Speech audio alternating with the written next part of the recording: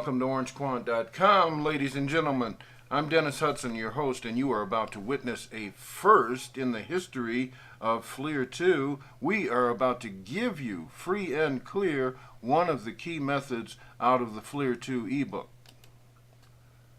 Well, actually, we already gave it away in the November edition of Futures Magazine. If you subscribe to that, we have an article there on this very subject.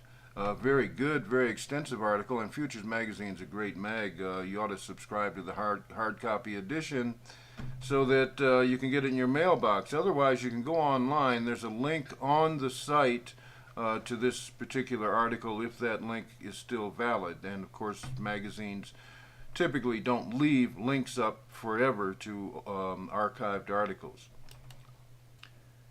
Anyway, very respected magazine. You might want to check it out. A lot of good ideas, trading methods in there. So what we are going to be talking about tonight is the use of geometric methods, that is just drawing trend lines and other lines to locate inflection points. And this is very powerful stuff. Works with about 70 to 80% accuracy. And it's so simple, a 6-year-old could do it. And I have selected for this example the Toyota Motor Corporation. Toyota has one of those charts that just gives traders fits. It's dismal in its erratic nature, and it's really tough to call. But you're going to see something very unusual here in a moment. I'm going to leave it like this. I've reversed the colors on it to make it easier to view what we're doing. The light blue candles, of course, are really red on a chart, and the white ones are your green candles. I mean your normal positive candles. So just take a look at this chart and ask yourself, just look it over, pause this, look at it, and ask yourself, can you see how to forecast from any given point what's going to happen next? And I think you're going to find out that it's a really tough thing to do on a chart like this. Alright, assuming you have paused it and done that pointless exercise, let me give you a little background on how I developed this method. This started, I guess last spring sometime.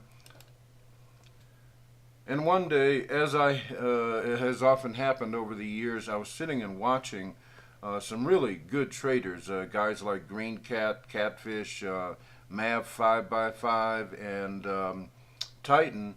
You know, they do these trend line things, and they're drawing trend lines and they're explaining what's going on. Really great guys. They got a couple websites, and I don't mind giving them a plug here. You can go to topguntrading.net. You can go to pincherplays.com. You can go to stockmarketcats.com, and you can find these guys over there. They're really great guys to work with.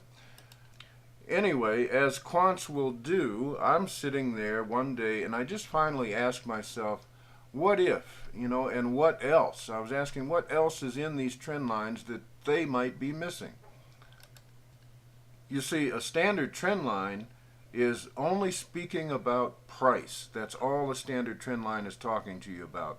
It does not talk to you about time. So a trend line really can't call inflections for you. It can just say, well, you know, this is kind of a, you know, the trend and the support, resistance, whatever. But it doesn't tell you when. So I'm asking myself, how do I squeeze the information of when out of these price trend lines?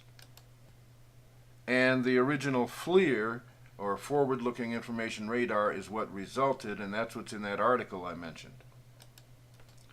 Alright, let's get right into it. First thing you do with any chart, and as I say, this is good about 70 to 80% of the time, you construct trend lines, your normal, ordinary trend lines that you would construct. And in this case, I started here. You see these purple or pink trend lines. I started up here and I drove it down and touched the tops of those 3 bars right there. So I've got 4 bars that it's matching, and I just extend it all the way down. Down here, the lower trend line I start down here, I go up, I catch these two bars right here, and so I've got a 3-point trend line, and I just extend it on out that way. And so far, this looks very normal to you, I suppose. But it's about to get weird. Here we go. Now, in addition to the trend lines, those pink trend lines, you see these dots? You have a yellow dot here, a yellow dot there, a red dot, and another red dot, okay? And what I'm marking here is an inflection point. Inflection points, I should say, pairs of inflection points. 2 yellow inflection points. One is for this candle right here. The other's a bit further over. It's right here.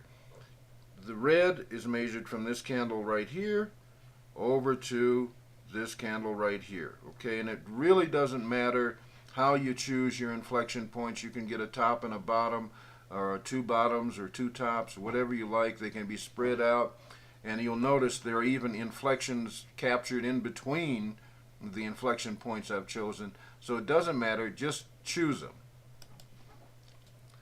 Now, the next thing I do is measure the distance between the 2 yellows, and that happens to be 144 pixels on my MS Paint program, and I measured the distance between the 2 reds, and I don't have that right in front of me, but it was 47 or something like that. Alright, so I've measured the distance between them. Now, the next step for you, after you've measured the distance between them, and it was 144 and 46, this pair, the yellow pair, is 144. I draw a vertical line, which you can see there is a yellow vertical line to match the yellow dots. And I draw that line because what I want to do with this line is capture it and move it over to fit in between the axes of these trend lines, like so.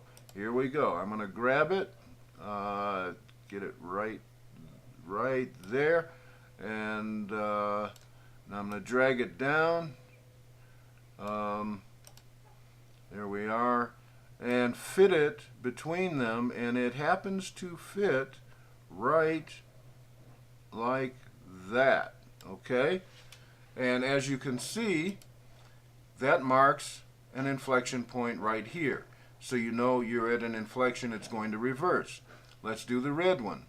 Here it is, the red one. I'm capturing that, dragging that down. I'm fitting that in between these axes, and it fits right in there.